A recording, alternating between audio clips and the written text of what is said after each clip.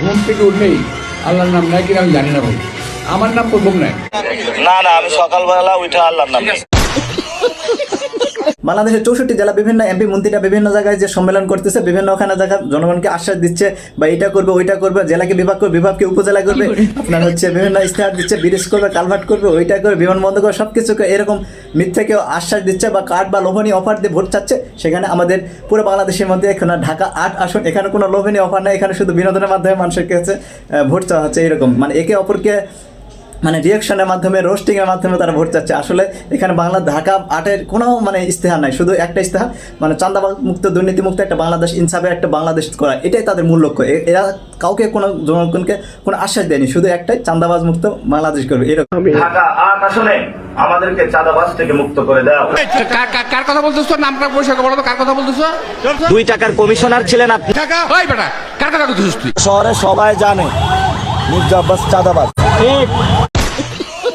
এখানে আমাদের ঢাকা 8-এর 2টা প্রতিদ্বন্দ্বী আছে। এখানে একটা হচ্ছে নাসিরউদ্দিন পাটোয়ারি ভাই এবং হচ্ছে মির্জা আব্বাস। আসলে এটা মির্জা আব্বাস বলে ভুল হবে না, যদিও তিনি এখন আমাদের নাসিরউদ্দিন পাটোয়ারি ভাই, আবার ওনার নাম রয়েছে মাওলানা মির্জা আব্বাস। আল্লামা মির্জা আব্বাস,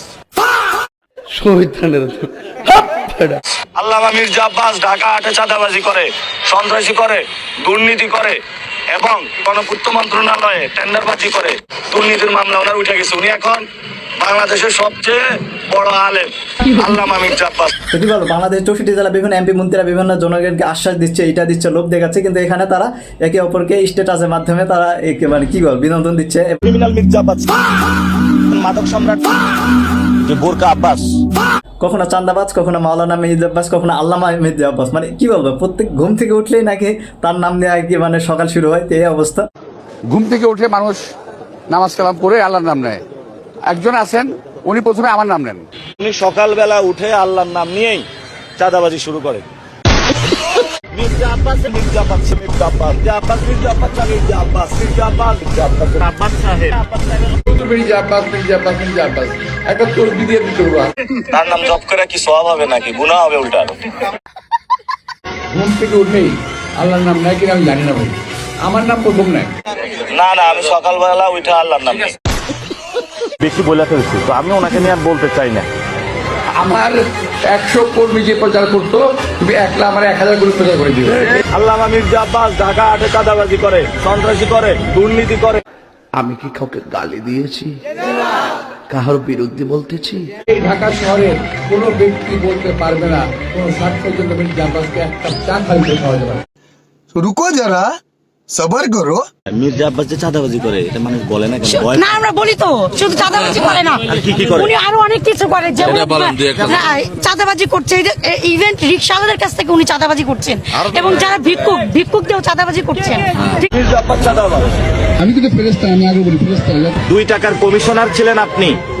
ও আমার ছেলে 14 বয়সে, আমি ওদের কাজকর্ম বলে কি দুষ্ট বেশি ধরে নিচ্ছি আমি। শোনেন, বয়সে ছোট হতে পারি কিন্তু অভিজ্ঞতার ঘাটতি আপনার চেয়ে বেশি আছে। বাবা, তোমাদের বয়স এখনো হয়নি এরকম। এখন আল্লাহ রাস্তায় বিশ্রাম নেন, আপনাদের আগের দিন ফুরিয়ে গেছে, নতুন খেলা শুরু হয়েছে। বাংলাদেশের সবচেয়ে বড় অন্যতম গডফাদার এবং ক্রিমিনাল নাম্বার 1 হলো মির্জা আব্বাস। সঠিক বলেছেন। ছেলেটা আমাকে একটু মানে এমন জায়গায় আঘাত করছে যাতে আমি রিয়াক্ট করি।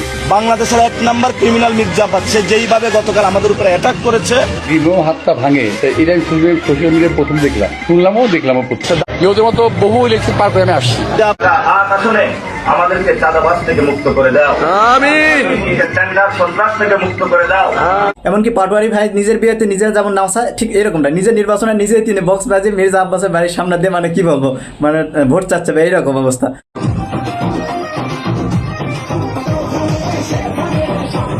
তো এটা না মানে সহ্য না করতে পারে। এখন সবাই বলতেছে যে মির্জা আব্বাস এখন স্টেটাস দিয়েছে যে আমি আমার ধৈর্য পরীক্ষা করতেছি। আব্বাস ভাইয়ের আজকে বিবাহ বার্ষিকী, ভাইয়ের উত্তর সফলতা কামনা করি। ছাগল পাগল কত কথা বলে, সবটা শোনা যাবে না। অবশেষে মির্জা আব্বাস ফেসবুকে স্ট্যাটাস দিয়েছে যে আল্লাহ, আমি কোন পাপ করছি যে এই পাপের বিনিময়ে আমাকে নাসিরউদ্দিন পাটোয়ারিকে আমার এই ঢাকা 8 আসনের মধ্যে ফেলালে, এই অবস্থা। আমি শুধু সংসদে গেলে না, ওরা ঘুমায় থাকলেও ঘুম হারাম করে দিব, জেগে থাকলে ওদের জাগনা হারাম করে দিব। আউযু বিল্লাহি মিনাশ শাইতানির রাজিম। আমি বিতাড়িত শয়তান থেকে আল্লাহর কাছে প্রার্থনা করছি, আর আমি বিসমিল্লাহ বলে ভোটের কাজ শুরু করছি ইনশাআল্লাহ। ওনাকে আল্লাহর হস্তে বলবেন একজন ব্যক্তিকে ফজরের পরে যাতে উনি চাঁদাবাজি না শুরু করে। কার কথা বলছিস তোর নামটা পরিষ্কার বলো তো, কার কথা বলছিস? এত অত্যাচার অনাচার মানে সহ্য না করতে পারে অবশেষে আমাদের আল্লামা মির্জা আব্বাস বলতেছে আমি নাসির উদ্দিন পাটোয়ারি কি চিনি না, উনি কি আমি চিনি না, এই অবস্থা। আপনাকে নিয়ে অনেক কথা ওরা আমি চিনি না, ওরা আমি চিনি না। ভাই আমি চিনি না। এখন নির্বাচন খুবই ঘনিয়ে আসে, আর একদিন দুই দিন পরে নির্বাচন, কিন্তু বাংলাদেশের 64 জেলা মানুষ তাকে আছে যে এই ঢাকা 18 আসনের মধ্যে, এবং তারা চাচ্ছে যে নির্বাচনটা যদি আরো যদি 1 মাস পরে যদি হতো বা এইরকম একটা আশ্বাস, কারণ এইরকম নির্বাচন হলে তার বিনোদন পাবো না বা এরকম ভাবে। এই তুমি তো দুষ্ট আছে, মির্জা আব্বাসের নাম বলিও না, উনি রাগ করবে। তো যাই হোক, 13দশ জাতীয় সংসদ নির্বাচন এটাই প্রমাণ করে যে পূর্বের ক্ষমতা, টাকা পয়সা, পাওয়ার বা প্রভাব এসব থেকে শুধু যারা আছে তারাই যে সংসদে যাবে এটা সম্পূর্ণ ধারণা ভুল। আপনার আপনি যদি সৎ হন, যোগ্য হন এবং দক্ষ হন এবং হচ্ছে আগামী ন্যায়পরায়ণতা এবং দুর্নীতিমুক্ত বাংলাদেশ গড়ার যদি মনের মধ্যে যদি প্রতিচ্ছবি থাকে, তারাই একমাত্র যোগ্য ব্যক্তিরাই সংসদে বসতে পারবে এবং নির্বাচন করতে পারবে। সবাই মনে করেছে আমি এটা হ্যান্ডেল করতে পারবো, এই জন্য সবাই আমাকে পাঠিয়েছে। যেমন আমি কিন্তু শহীদ হওয়ার তামান্না নিয়ে এখানে এসেছি, এবং আমি আগেও বলেছি আমি মৃত্যুকে ভয় পাই না। তো এখানে অনেকেই ভয় পেয়েছে, যার জন্য হলো তারা আসতে রাজি হয় নাই। আমি সর্বোপরি চ্যালেঞ্জ নিয়ে এখানে এসেছি, কারণ আমার কাছে বাংলাদেশটা হলো ফার্স্ট।